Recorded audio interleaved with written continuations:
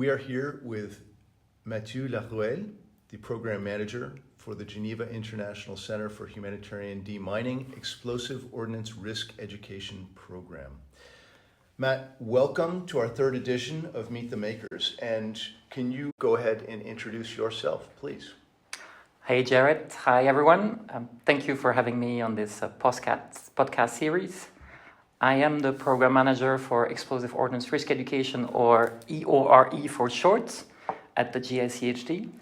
I've been in the field of mine action and disarmament for over 20 years now. I've worked with the International Committee of the Red Cross, Humanitarian Inclusion, and also the Implementation Support Unit of the Convention on Cluster Munitions. I've worn many hats over the years, and I'm here today where I am thanks to amazing and inspiring people I've met along the way. And so that's a little bit about my background. Thank you so much. Well, again, it is really a pleasure to have you here in conjunction with the Convention on Cluster Munitions Meet the Makers Conversation series. And maybe we could start by you telling the audience a little bit about what activities are included under the rubric of Explosive Ordnance Risk Education. What is it that we're talking about when we say EOR? So for those who listen and are not really familiar with mine action, risk education is one of the 5 pillars of mine action, along clearance, stockpile destruction, victim assistance, and advocacy. And the textbook definition of EORE is in IMAS 1210, so International Mine Action Standard Series 1210, and it refers to activities which seek to reduce the risk of injury from explosive ordnance by raising awareness of women, girls, boys, and men in accordance with their different vulnerabilities, roles, and needs, and promoting behavioral change. And I'm insisting on that aspect, and I'll come back to it. Core activities include public information dissemination, education, and training. So IMAS in 2020 moved away from the terminology mine risk education to adopt the term explosive ordnance risk education. So that is the first point that we see in that definition. As we also see, the goal of risk education is really to reduce casualties from explosive ordnance through behavior change. So it is really about protecting civilians, and it is often the only activity that can be implemented in emergencies, in conflicts, and also in other situations where access is limited.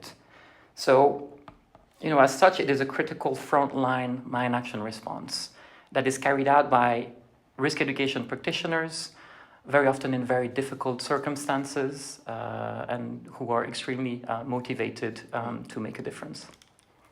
So that is a bit the textbook definition. So before I sort of unpack a bit deeper what it means and how it is implemented, I'd like to take a step back and talk about the broader concept, if you allow me. Please go ahead. So as much as it sounds obvious, wherever there is or there has been an armed conflict, there is explosive ordnance contamination, right? That is left behind, be it in rural areas, but also increasingly, as we know, in urban settings.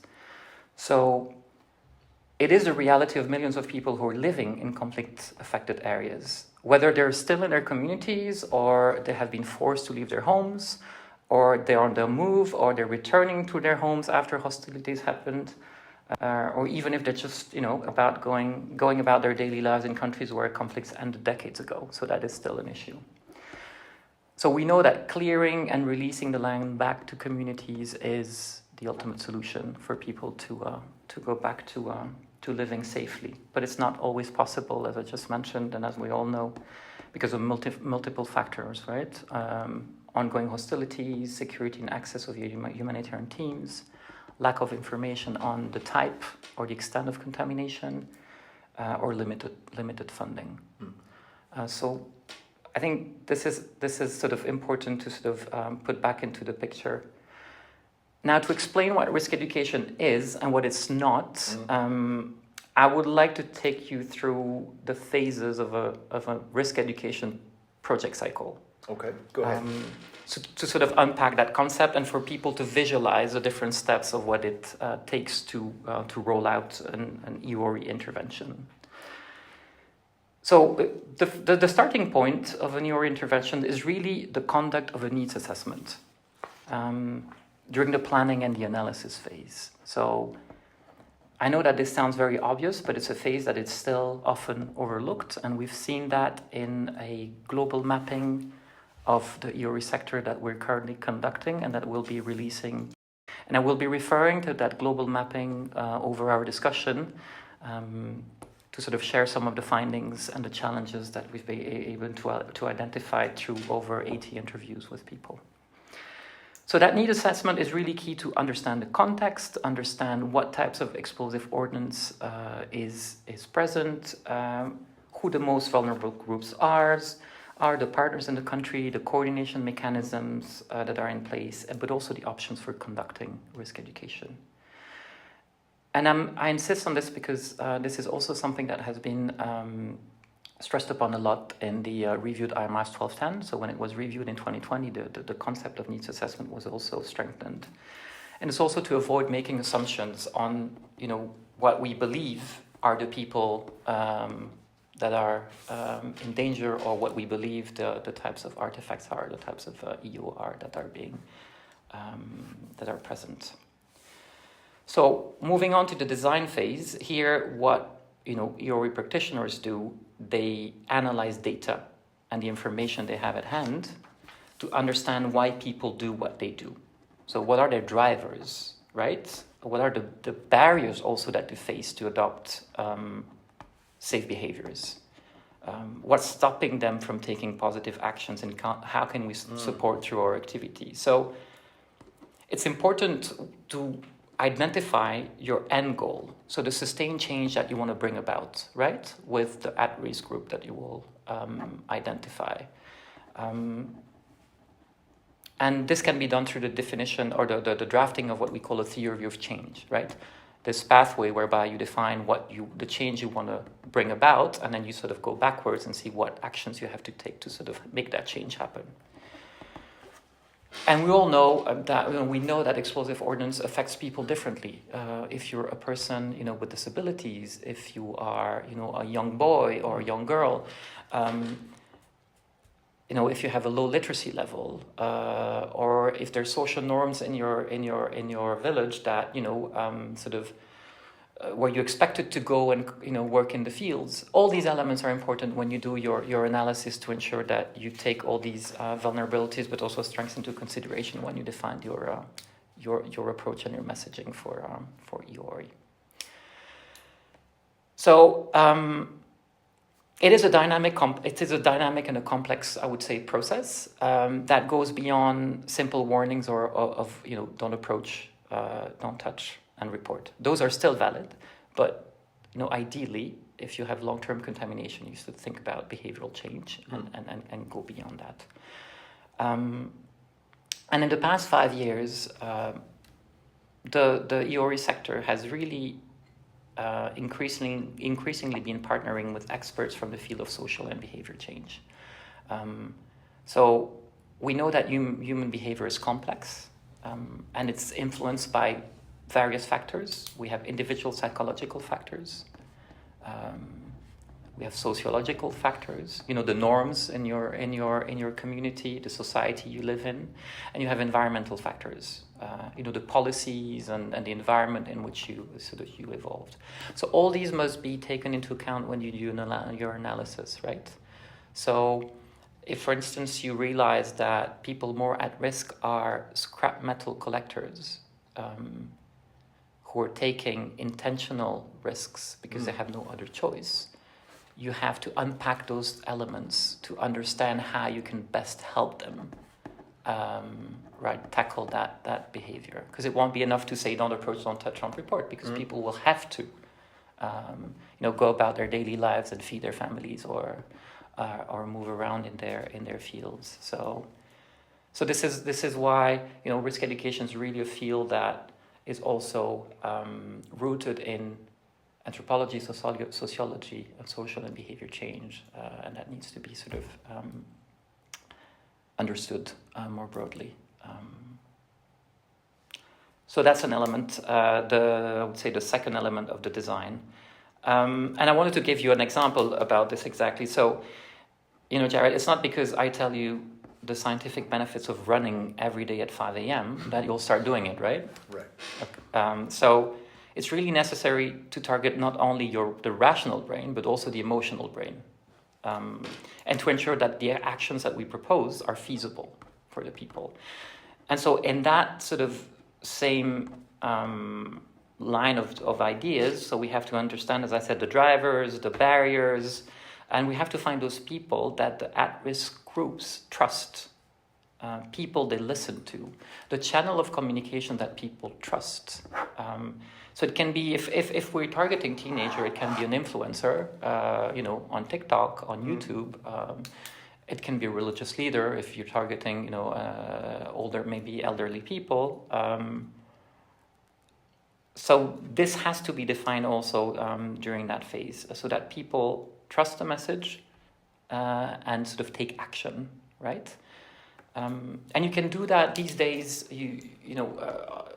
In national mine action authorities and organizations implementing EORI have been implementing programs both digitally, sort of leveraging the use of social media, but also in person. And usually, if you want to generate a change in behavior, we will use both methods, not one or the other, right? They're complementary. So coming back to the project cycle, there are many also different ways of implementing risk education depending on the need and depending on the context. So we've seen how the needs assessment is important in the first phase. We've seen how messages and approaches have to be crafted based on a thorough analysis of who's at risk using social and behavior change approaches. But now when it comes to implementation, EORI has been implemented in many different ways. First of all, in mine action programs, right? It sounds pretty obvious, but risk education is generally carried out along with survey, marking, clearance, and victim assistance. So you have, EORI teams supporting these activities. And what does it do? It helps build trust with communities because EORI teams are generally, in the field. So they're the ones with the community liaison people, generating also that trust in also in the land release process to ensure that people then will use the land that has been cleared. But EORI also leads to more successful reporting on items that are found to EOD teams, so to explosive disposal teams. And ultimately also it helps victim assistance because EORI teams, if they're properly trained, can also identify victims or survivors and also play a role in the referral processes. So it's not only about risk education per se, it's much broader than that. So risk education activities should be approached with this broader approach and how they support other mine action activities. So in the global mapping that I mentioned earlier, we've seen that operators have been also increasingly using what they call multitask teams. So combining survey, clearance, and risk education, depending on the contamination and on the needs of the communities. So that's one way of seeing it. Then we have obviously life-saving EORI campaigns in emergencies, that are delivered generally independently, especially in conflict zone, for displaced population across borders. It's when you have to take swift action, when you have to reach as many people as possible with life-saving messages. So this can be done through TV, radio station, social media, posters, leaflets, but also by doing face-to-face sessions. So we've seen, for instance, also organization at border crossings having face-to-face sessions with people waiting to be registered in camps, and sort of also collecting information there, or having risk education messaging on during food distributions. Okay. So it's about integrating it also wherever possible, where it makes sense and it might have an impact during those situations of emergencies. A third model is the integration of risk education into the school system, which is something that is done for countries facing long-term explosive ordnance problems. So working together with the Ministry of Education or any other relevant ministry to ensure that there is a module or a section on EORE in the curriculum. There are more and more also online platforms to train teachers, training of trainers on EORE, developed in many countries, in Ukraine, in Colombia, to prepare teachers to sort of deliver those sessions and then sort of ensure that the successive generations of learners are sort of aware of the risks. And then there's a fourth aspect, which is when EORE is integrated into other sectors. I've mentioned it a bit already. During COVID-19, there were a lot of joint messaging between public health messages and risk education that were done. You also see a lot of risk education messages integrated in soap operas, so telenovelas. That is also a way of embedding messages without necessarily developing an EORE intervention standalone, but it's about integrating into the social fabric through existing channels that people listen to. So that integration into other sectors serves multiple purposes. It can help deliver risk education with fewer resources by integrating it into other activities. It can expand outreach and can provide also alternatives to people who are taking intentional or forced risks. And in that case, you can refer to certain projects that were developed, for instance, where people had no longer access to their well. And so a well was built in an area that had been cleared or that was known by the community to be cleared, right? So when clearance is not possible, you can also provide alternative solutions to risk-taking through projects like that. So that would be sort of a broad overview of what it is. Yeah. Well, thank you for that incredibly comprehensive breakdown. I think you're underlining the going to the root causes and the importance of affecting behavior is incredibly insightful to the sustainability link. And as you say, sort of integration into existing platforms through education curricula. And I think for many of us, certainly probably for many people outside of the mine action field, you think about, don't approach, don't touch, report. There's a bomb, there's a mine, there's a X, but yeah, really it's so much more than that, isn't it? And with so many complementary impacts that it can have across the sector. So can you talk about what the fundamental relationship is between explosive ordnance risk education and humanitarian disarmament, and specifically from a Convention on Cluster Munitions perspective, the links to that convention? Thanks, Jared. I think that is a crucial question.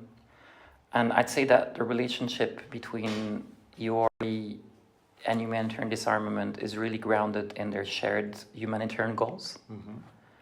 Both aim to protect civilians by reducing the risks associated with explosive ordnance.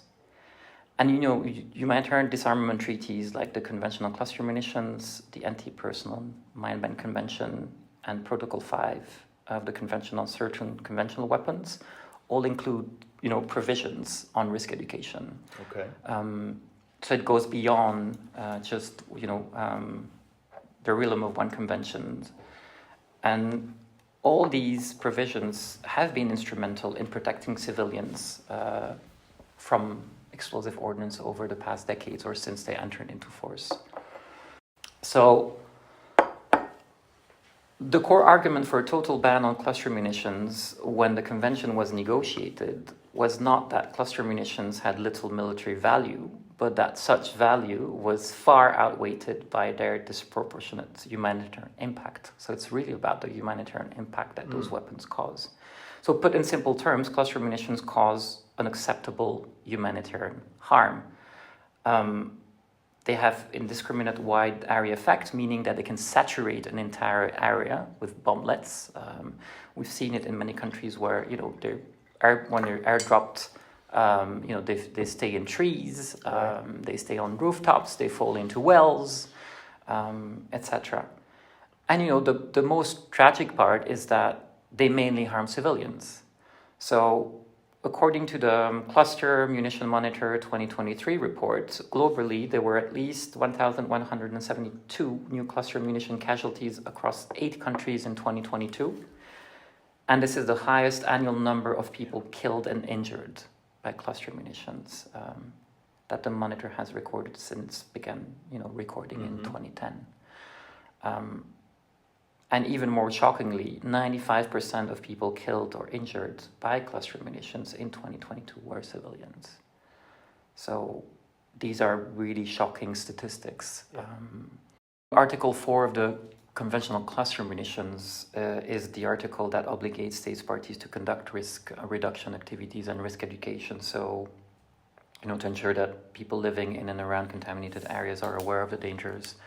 So, coming back to the link, it is a provision, a specific provision in the convention. And the Lausanne Action Plan, which is, for those who don't know, the roadmap that guides states parties' individual and collective efforts over a period of 5 years, from 2021 to 2026, also emphasizes the significance of risk education in its section 6, which is the first time in history that in the CCM action plan there was a specific section on risk education. It mirrored the section that was included in the Oslo Action Plan of the APMBC Convention. So there's 4 actions, 27 to 30, that call on states to prioritize people most at risk by linking EORI programs with wider humanitarian development and protection efforts. So it's really embedded also into that operational plan. And there's an additional element to this. The Lausanne Action Plan also requires states to include a risk education plan when they submit extension requests. Okay. As an additional or a complementary, let's say, element to that extension request. So as a summary, I'd say here, so in essence, EORI is a vital, component of mine action. It supports other mine action activities and protects civilians from the danger of explosive ordnance, including cluster munition remnants. And it acts sort of as a bridge between the goals of the CCM and real on-the-ground protection of civilians. Thank you again.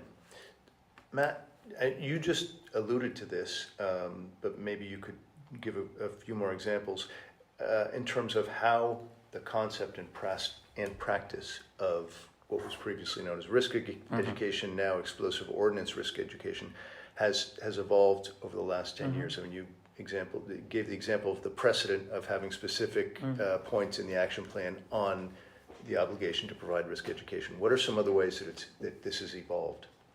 So it's been quite a journey. So the risk education sector is a sector that was sort of overlooked for quite a long time. This was a finding of a global mapping that we carried out in 2019 when a number of like-minded states like Norway, an organization like UNICEF, the GICHD, and civil society decided, given the increase in the number of casualties back then, to put the limelight again on risk education. That transformative process of the EORI sector started there with the establishment of the Explosive Ordnance Risk Education Advisory Group. It's a group of 15 organizations that decided to get together with a permanent chair, UNICEF, and a rotating NGO chair, currently the Halo Trust. GICHD is the secretariat of that group, but we're also a core member. That group sort of was set up to elevate the profile of risk education, but also to support its professionalization and sort of improve the quality of what we do, try and sort of have a global leadership, technical leadership, to sort of allow this thematic to grow and basically address the needs and increased needs due to the increased number of victims and the complexity of many contexts. So concretely, I would mention 3 key areas of what has changed.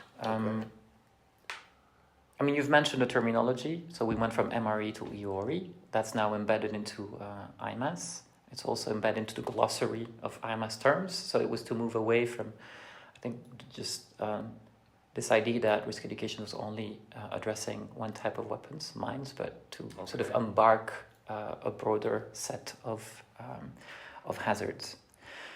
So in terms of also other things that have evolved, I think there's been major progress in the multilateral arena. We've mentioned it. So there's specific risk education commitments for the first time in the Oslo Action Plan of the APMBC, and it will also be specific action points in the Siem Reap Action Plan, hopefully. And then in 2021, risk education actions were also featured into the Lausanne Action Plan of the Convention on Cluster Munitions. And then in the 2023 report of the UN Secretary General on Assistance in Mine Action, it's the critical role of EORE in civilian protection is also referred to, as well as the role of the advisory group as a pivotal global sort of collaboration platform that has helped sort of move forward, and also as a potential model for other thematics like victim assistance. Okay. So I think that's a big deal, because it means that countries are committing to taking risk education seriously.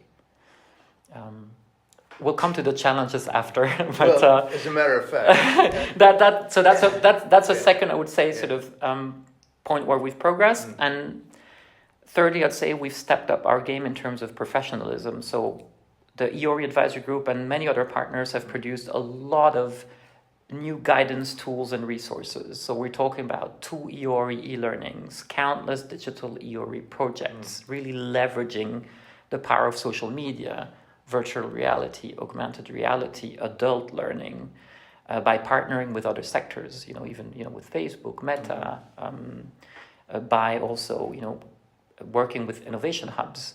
So there's been a lot of innovation going on. We've also updated, as I said, IMAS 1210 in the past couple of years. We've created also a technical note on risk education for IEDs, and there's much more. So all this to say that a lot has been produced based on context and needs. Now all these resources have to be sort of made accessible to as many practitioners as possible. And this is maybe one of the challenges that we have, ensuring that people are aware of their existence, that they get access to them, and that they can basically also provide feedback to see how those have to be improved to respond to their specific needs. And the last element I would mention is that we've moved beyond, just telling, hey, watch out for explosive ordnance and cluster munitions, right? As I've mentioned, we've really, upped our game. We're working on the development now also of an EORE competency standard. Okay. So to define the minimum standard required for specialists, a risk education specialist. We're systematizing also the use of needs assessment, the use of social and behavior change approaches to really dig deeper and tailor messages and approaches. So I'll say there you have it. Wow. We've come a long way. We've come a long way of 5 years, and I think it's important that organizations, national mine action authorities, and practitioners celebrate what has been achieved, while keeping in sight also all the challenges that we still have ahead. On that note, I was going to ask you about sort of new collaborative efforts, etc., which you have effectively just addressed wonderfully, and talking about some of the platforms that you've been using with, of course, with the advisory group to strengthen your efforts. So thank you for that. I just wanted to mention briefly for those listening, and because you are making broad reference to it, of course, IMAS, International Mine Action Standards, which, as you've just mentioned, Matt, means much more than landmines in the ground, explosive remnants, and all of the elements that you've been describing. and to ask you to please do talk about some of the other challenges. What are those huge, or maybe not so huge, challenges that the EOR field is facing today? Well, I think one major challenge is that the stigmatization around the use of cluster munition is being weakened. I think that's probably one of the major challenges, and that CCM implementation is also challenged in some states by the lack of resources or capacities, by difficult terrain to clear, increased conflicts, and new contamination by other explosive ordnance. As I mentioned, the GICHD global EOR mapping and needs analysis that looks back at the period covering 2019 up to today, and the findings are rooted in over 80 interviews that were carried out and desk research. So, that report shows that we've made progress, but we need to repick the momentum around risk education that we gained in multilateral, fora back when the Oslo Action Plan was developed and when the Lausanne Action Plans were developed. We need to work more closely also with other sectors, leverage global agendas, and get more funding. So states, parties, and national mine action authorities have a central role to play to ensure that risk education remains a priority moving forward. And also they could separate risk education from the clearance agenda in informal and formal meetings. Because for the time being, risk education is covered during discussions on Article 4. Right. Meaning that sometimes, or very often, they sort of disappear and don't get the dedicated attention that they would require to have substantive conversations around what is being done, how well is it being done, what are the challenges. So to allow states parties to have those discussions in a global forum. To have this discussion exactly in the meeting of states parties. In the meeting of states parties, absolutely. And also have states parties and countries that are affected, national mine action authorities, present in side events what they're doing in risk education, how they're doing it, and they will get support from the EORE community, from the advisory group, and from civil society generally. So we can work collectively to ensure that risk education is really discussed in those spaces. So that I would say that is one challenge and something that we can support. The other one that came out also of this global mapping is the fact that despite the EORE sector has sort of gained significant momentum since 2019, and there's also been an increased need for risk education in all the emergencies that we've seen recently, this has not translated into funding.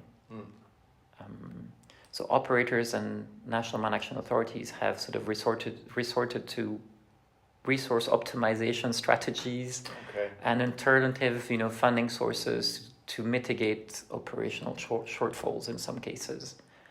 So the EORE global mapping includes a lot of calls for actions per target audience. So there are calls for actions for national authorities, for donors, for operators. And one of those calls for action to donors is to look at multi-year funding commitments and flexible funding mechanisms to ensure the long-term sustainability of EORE interventions, especially in those protracted conflicts. Wow. So that's the second point. So we have the multilateral, we have the funding. And the third one is pooling efforts with other sectors and linking risk education with global agendas beyond mine action. I think that's also another strategy that we need to pursue, especially in challenging funding environments for risk education. And so it is not a conceptual exercise. It can help setting the right objectives by inserting, risk education to broader efforts. It can contribute to prioritizing, both domestically and internationally when interacting with donors. So we need to explore strategic and operational links with questions of migration and displacement, education and emergencies, human rights, sustainable development goals, and even climate change. And there are initiatives happening, but those could take us further and should be taken further in the benefit of of people living in affected areas. So I think the call for action here is to untap these connections, to help access funding sources that are not traditionally used for risk education, but also to design cross-cutting approaches that can help us sort of address complex challenges and be there where the needs are. Yeah, it's so interesting, insightful, and important.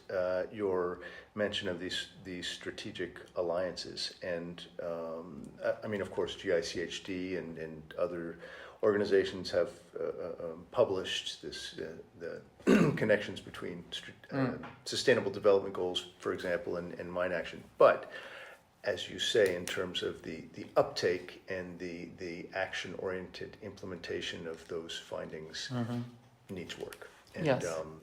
So thank you for highlighting those. No, absolutely, and it's about also having a pragmatic approach, right?